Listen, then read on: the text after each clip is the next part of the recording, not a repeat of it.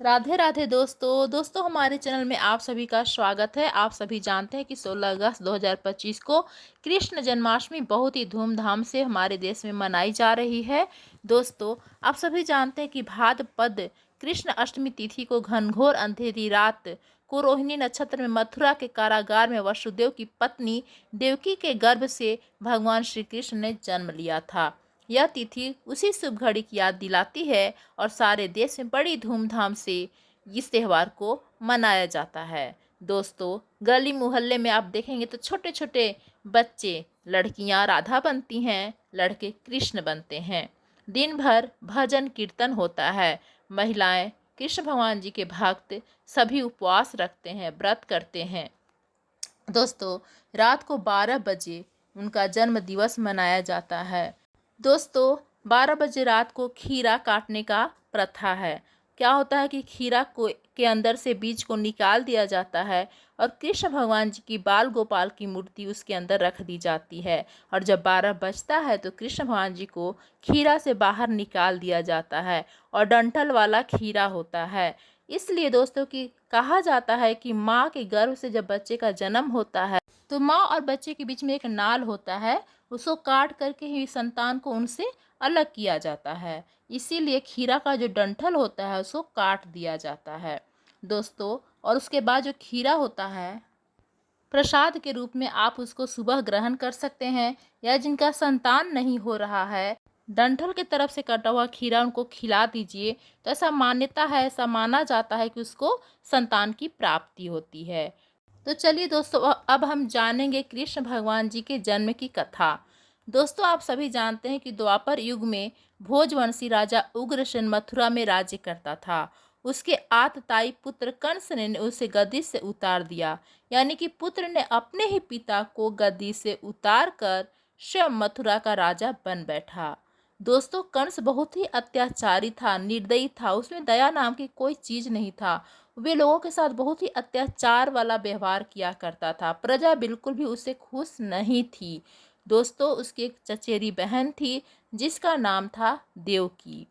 उसका विवाह वासुदेव नामक यदुवंशी सरदार से हुआ था। दोस्तों, कंस अपनी बहन देवकी को ससुराल पहुंचाने जा रहा था। तभी अचानक से आकाशवाणी होती है, हे कंस, जिस देवकी को तू बड़े प्रेम से ले जा रहा है उसी में तेरा काल बसता है। इसी के गर्भ से उत्पन्न 8वां बालक तेरा वध करेगा। यह सुनकर कंस वसुदेव को मारने के लिए तन जाता है। तब देवकी ने उससे विनयपूर्वक कहा, मेरे गर्भ से जो संतान होगी उसे मैं तुम्हारे सामने ला दूंगी। भैया, मैं तुमसे प्रार्थना करती हूँ, बहनोई को मत मारो। बहनोई को मारने से क्या लाभ। कंस ने देवकी की बात मान ली और मथुरा वापस चला गया और कारागृह में ले जा करके देवकी और वासुदेव को डाल देता है और बोलता है, तुम्हारी जितनी भी संतानें होंगी मुझे तुरंत सूचना करना। देवकी बोलती है, ठीक है भैया, जैसा आप कहोगे वैसा ही होगा। उसके बाद देवकी की एक एक करके 7 संतानें होती हैं और सातों संतान को कंस अपने ही हाथों से मार डालता है। इसके बाद देवकी बहुत ही उदास हो जाती है, बहुत ही रोने लगती है कि मेरे साथ क्या हो रहा है, क्यों हो रहा है, मैंने ऐसा कौन सा पाप किया है जो मुझे भोगना पड़ रहा है। देवकी कारागृह में बैठे बस यही सोचती है और विलाप करते हुए, रोते हुए वे अपना दुख व्यतीत कर रही है। चलिए दोस्तों, जानेंगे। अरे मेरे रूठ गए भगवान, देव की जेल में रोए। अरे मेरे रूठ गए भगवान, देव की जेल में रोए। बालकपन में भैया संग खेली, उंगली पकड़ महलों में डोली। बालकपन में भैया संग खेली, उंगली पकड़ महलों में डोली। अरे उसने खींच लई तलवार, देव की जेल में रोवे। अरे उसने खींच लई तलवार, देव की जेल में रोवे। अरे मेरे रूठ गए भगवान, देव की जेल में रोवे। क्या सुख पाया ब्याह होने का, ना देखा घर बार ससुर का। क्या सुख पाया ब्याह होने का, ना देखा घर बार ससुर का। अरे मेरी जेल बनी ससुराल, देव की जेल में रोवे। अरे मेरी जेल बनी ससुराल, देव की जेल में रोवे। अरे मेरे रूठ गए भगवान, देव की जेल में रोवे। ना देखा कभी गोद खिला के, ना देखा कभी दूध पिला के। ना देखा कभी गोद खिला के, ना देखा कभी दूध पिला के। अरे मेरे 6 पुत्र दिए मार, देव की जेल में रोवे। अरे मेरे 6 पुत्र दिए मार, देव की जेल में रोवे। अरे मेरे रूठ गए भगवान, देव की जेल में रोवे। एक मारे का दुख सह लेती, घूट सबर का मैं पी लेती। एक मारे का दुख सह लेती, घूट सबर का मैं पी लेती। बेचारी रोवे ले ले नाम, देव की जेल में रोवे। अरे मेरे रूठ गए भगवान, देव की जेल में रोवे। कब सुध लोगे नाथ हमारी, कब टूटेगी बेड़ी हमारी। कब सुध लोगे नाथ हमारी, कब टूटेगी बेड़ी हमारी। कब सुनोगे हमारी पुकार, देव की जेल में रोवे। कब सुनोगे हमारी पुकार, देव की जेल में रोवे। अरे मेरे रूठ गए भगवान, देव की जेल में रोवे। तो दोस्तों इस तरह का विलाप करती है और अपना समय व्यतीत करती है। व्यतीत करते करते फिर से देवकी का 8वां गर्भ ठहर जाता है। अब कंस भी देवकी के 8वां बच्चा होने का इंतजार करता है। कारागार में उन पर कड़े पहरे बैठा दिए गए। उसी समय नंद की पत्नी यशोदा को भी बच्चा होने वाला था। उन्होंने वसुदेव देवकी के दुखी जीवन को देख 8वें बच्चे की रक्षा का उपाय रचा। जिस समय वसुदेव देवकी को पुत्र पैदा हुआ, उसी समय संयोग से यशोदा के गर्भ से एक कन्या का जन्म हुआ, जो और कुछ नहीं सिर्फ माया थी। जिस कोठरी में देवकी वसुदेव कैद थे, उसमें अचानक प्रकाश हुआ और उनके सामने शंख चक्र गदा पद धारण किए चतुर्भुज भगवान प्रकट हुए। दोनों भगवान के चरणों में गिर पड़े। तब भगवान ने उनसे कहा, अब मैं पुनः नवजात शिशु का रूप धारण कर लेता हूँ। तुम मुझे इसी समय अपने मित्र नंद जी के घर वृंदावन भेज आओ। उनके यहाँ जो कन्या जन्मी है उसे लाकर कंस के हवाले कर दो। इस समय वातावरण अनुकूल नहीं है, फिर भी तुम चिंता न करो। जागते हुए पहरेदार सो जाएंगे, कारागृह के फाटक अपने आप खुल जाएंगे और उफनती अथाह यमुना तुमको पार जाने का मार्ग दे देगी। उसी समय वसुदेव नवजात शिशु रूप श्री कृष्ण को सूप में रखकर कारागृह से निकल पड़े और अथाह यमुना को पार करने लगे। तब यमुना जी वासुदेव जी से कैसे प्रार्थना करती हैं, सुनिएगा दोस्तों। जरा सर को झुकाओ वासुदेव जी, तेरी टोकरी में त्रिलोकी नाथ है। चूमने दो चरण मुझे प्रेम से, आज यमुना की यही फरियाद है।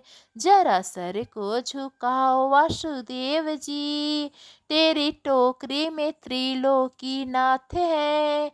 चूमने दो चरण मुझे प्रेम से, आज यमुना की यही फरियाद है। राम बने गंगा तट लांघे, मारे थे अत्याचारी हो। राम बने गंगा तट लांघे, मारे थे अत्याचारी। आज मुझको पार करेंगे, मैं हूँ इनकी आभारी। आज मुझको पार करेंगे, मैं हूँ इनकी आभारी। मेरी बूंद बूंद हर साथ है, छाई काली घटा बरसात है। चूमने दो चरण मुझे प्रेम से, आज यमुना की यही फरियाद है। जरा सर को झुकाओ वासुदेव जी, तेरी टोकरी में त्रिलोकी नाथ है।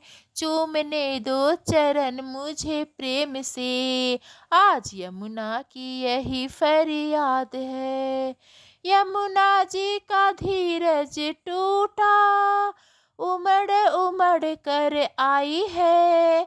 श्याम ने चरण बढ़ाए, आगे यमुना जी हर्षाई है। यमुना जी का धीरज टूटा, उमड़ उमड़ कर आई है।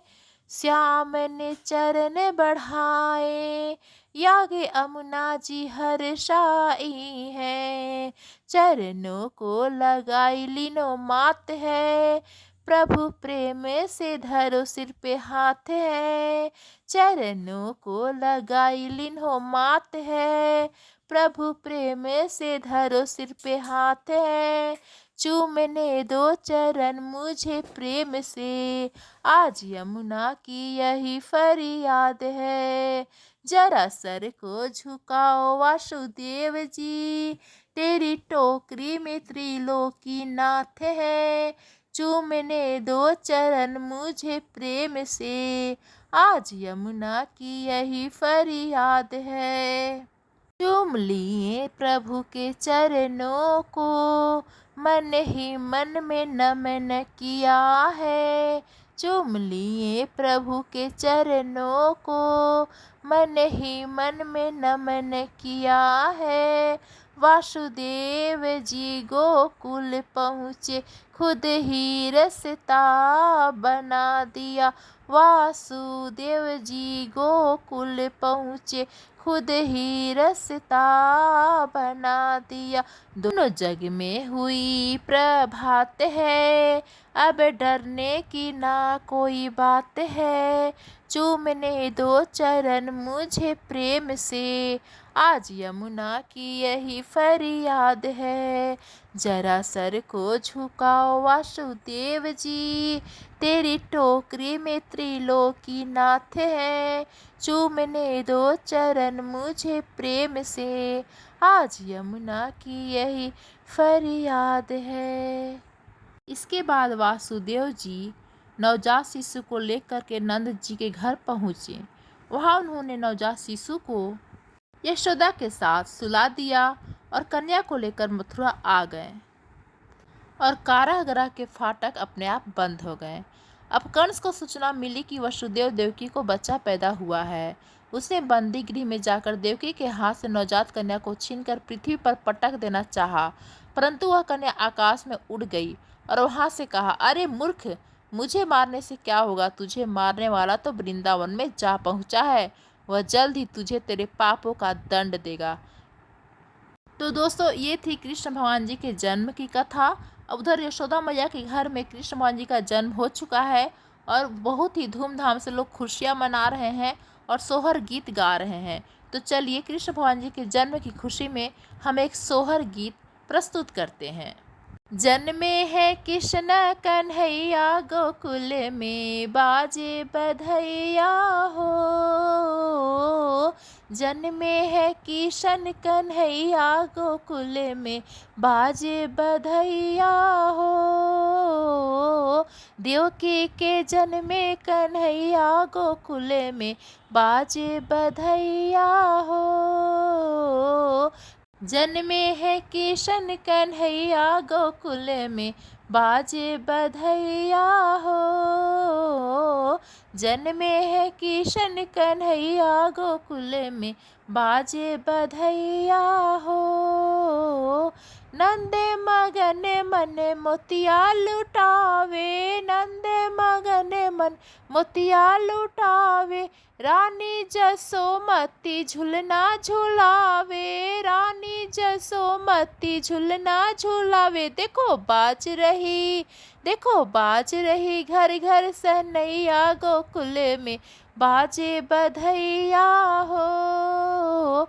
देखो बाज रही घर घर सहनैया गोकुल में बाजे बधैया हो। जन्मे है किशन कन्हैया गोकुल में बाजे बधैया हो। जन्मे है किशन कन्हैया गोकुल में बाजे बधैया हो। सुंदर मनहर रूप सलोना, सुंदर मनहर रूप सलोना, किशन की छवि में है जादू अटोना, किशन की छवि में है जादू अटोना। देखो बलदाऊ इनके है भैया गोकुल में बाजे बधैया हो। देखो बलदाऊ इनके है भैया गोकुल में बाजे बधैया हो। जन्मे है किशन कन्हैया गोकुल में बाजे बधैया हो। जन्मे है किशन कन्हैया गोकुल में बाजे बधैया हो। गैया बछुआ ये खूब कुलांचे, गैया बछुआ ये खूब कुलांचे, गोपी गवाल मगन होई नाचे, गोपी गवाल मगन होई नाचे। देखो घर घर में ताता थैया गोकुल में बाजे बधैया हो। देखो घर घर में ताता थैया गोकुल में बाजे बधैया हो। जन्मे है किशन कन्हैया गोकुल में बाजे बधैया हो। देखो जन्मे है किशन कन्हैया गोकुल में बाजे बधैया हो। तो कृष्ण मोहन जी का जन्म हो चुका है दोस्तों, पूरा पूजा पाठ हो चुका है, अंत में होता है आरती। चलिए दोस्तों हम आरती शुरू करते हैं। आरती कुंज बिहारी की, श्री गिरिधर कृष्ण मुरारी की। आरती कुंज बिहारी की, श्री गिरिधर कृष्ण मुरारी की। गले में बैजंती माला, बजावे मुरली मधुर बाला। गले में बैजंती माला, बजावे मुरली मधुर बाला। श्रवण में कुंडल झलकाला, नंद के आनंद नंद लाला। गगन सम अंग कांति काली, राधिका चमक रही आली। लतन में ठाढ़े बनमाली, भ्रमर सी अलक कस्तूरी तिलक। चंद्र सी झलक ललित छवि श्यामा प्यारी की। आरती कुंज बिहारी की, ललित छवि श्यामा प्यारी की। आरती कुंज बिहारी की, श्री गिरिधर कृष्ण मुरारी की। आरती कुंज बिहारी की, श्री गिरिधर कृष्ण मुरारी की। आरती कुंज बिहारी की। कनक में मोर मुकुट बिलसै, देवता दर्शन को तरसै। कनक में मोर मुकुट विलसै, देवता दर्शन को तरसै। गगन शोषु मन राशि बरसै, बजे मुरचंग मधुर मृदंग। ग्वालिनी संग अतुल रति गोप कुमारी की, श्री गिरिधर कृष्ण मुरारी की। आरती कुंज बिहारी की, श्री गिरिधर कृष्ण मुरारी की। जहाँ ते प्रगट भई गंगा, सकल मल्हारिणी श्री गंगा। स्मरन्ते होते मोह भंगा, बसी शिव शीस जटा के बीच। हरै अघ कीच चरण छवि श्री बनवारी की, आरती कुंज बिहारी की। चरण छवि श्री बनवारी की, आरती कुंज बिहारी की। श्री गिरिधर कृष्ण मुरारी की, आरती कुंज बिहारी की। चमकती उज्ज्वल तट रेणु, बज रही वृंदावन बेनु। चहु दिशि गोपी ग्वाल धेनु, हसत मृदु मंद चांदनी चंद। कटत भव फंद टेर सुनु दिन दुखारी की, आरती कुंज बिहारी की। आरती कुंज बिहारी की, श्री गिरिधर कृष्ण मुरारी की। आरती कुंज बिहारी की, श्री गिरिधर कृष्ण मुरारी की। धन्यवाद दोस्तों।